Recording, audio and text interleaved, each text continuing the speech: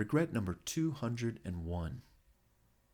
I regret not freeing myself and allowing someone to walk all over me. I clung to him even though he wasn't doing me any favors. He shielded me from my own insecurities, believing that he was helping me. Finally, I got a wake-up call and realized that no one was benefiting from our codependent and enabling relationship.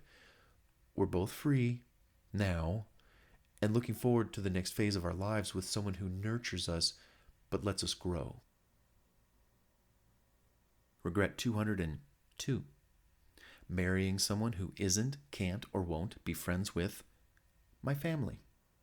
For more than 15 years, my husband wanted nothing to do with my brother, my mother, or my father. It tore me apart inside because we have kids and my family wants to join us on holidays and other celebrations. He says he doesn't want them to come over. I feel like a prisoner.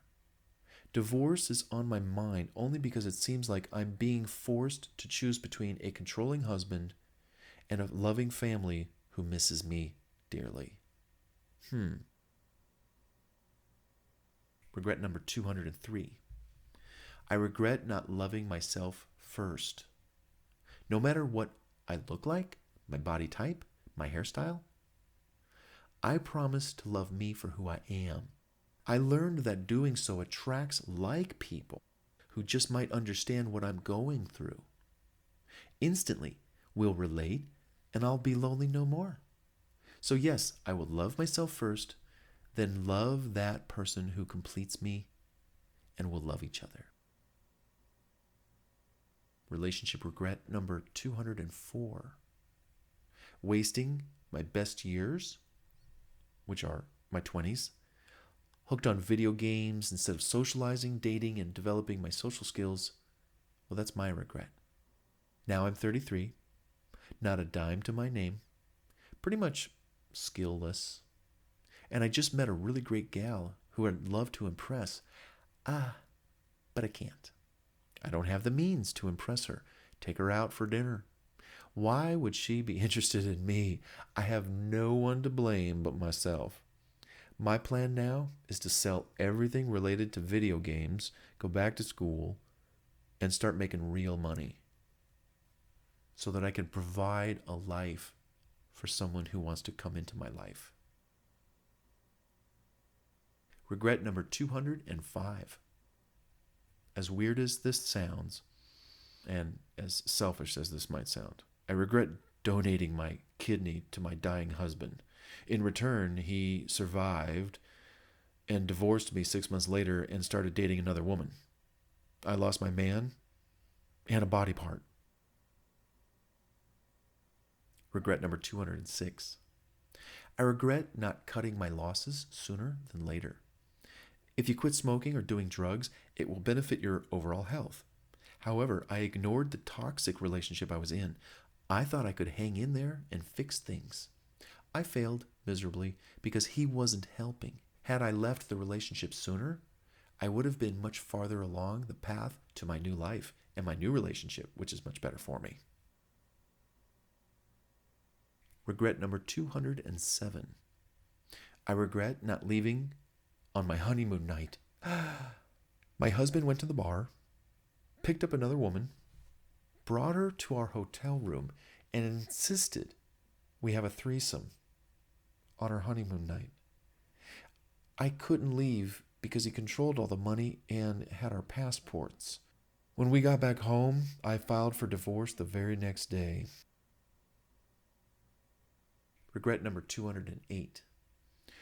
I regret not leaving a bad relationship when it became clear that he was not the one for me. I feared being alone. I confused familiarity and companionship with love.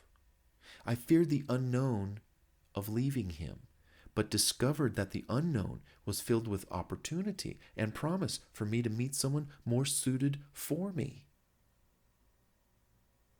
Regret number 209. I regret marrying the first man I went out with when I came to this country. I had very low self-esteem, a low-paying job, few skills. And when I started dating somebody, he asked me to marry him. Well, we divorced 6 months later. It was the worst experience of my life.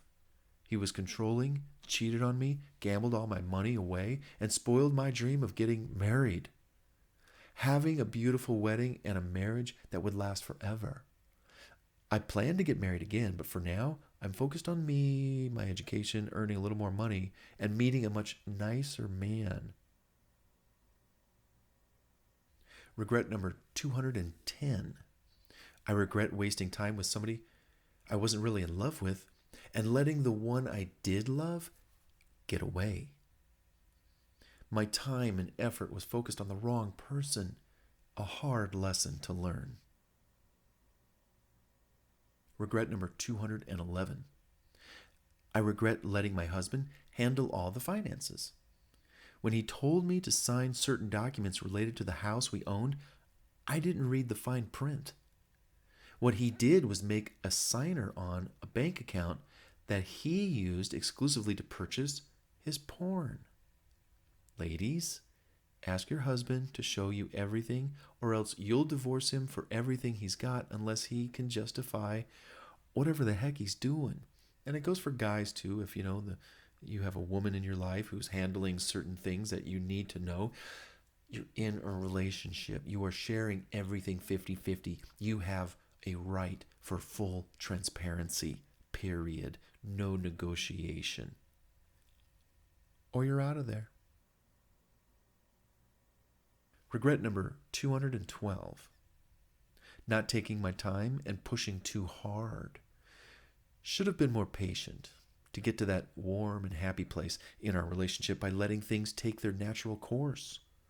I ended up pushing him right out the door, she said. Damn. Regret number 213. I should have left him the first time he tried to strangle me. I spent the rest of the night crying in the closet and planning my escape. The next day, he begged me to stay. Stupid me, I stayed. This went on for 2 more years. Finally, I had had enough of his abuse. He pleaded with me to stay, again, but I said I would, and I made an excuse to go to the store. I went to my parents' house and I asked my dad to go with me back to the house while I collected my things. Ladies, if a man hits you, he'll do it again. You have the right to leave, and you should. Don't be naive. Don't be the fool. He's got issues, big issues, that you are not trained to deal with. Turn yourself loose of his demons and get out. Go get a man, a brother, an uncle, a father, a friend, to assist you and escort you out of that relationship. This is a side note, I've actually had female friends ask me to call their last boyfriend because that boyfriend or so is bugging them. And these women plead, hey, stop calling me. Well, sometimes it takes a man to tell another man, dude, you need to move on. You're breaking the rule of what's involved with being with a woman, trying to get her attention, her affection. You're breaking the rule, and you're looking like a fool.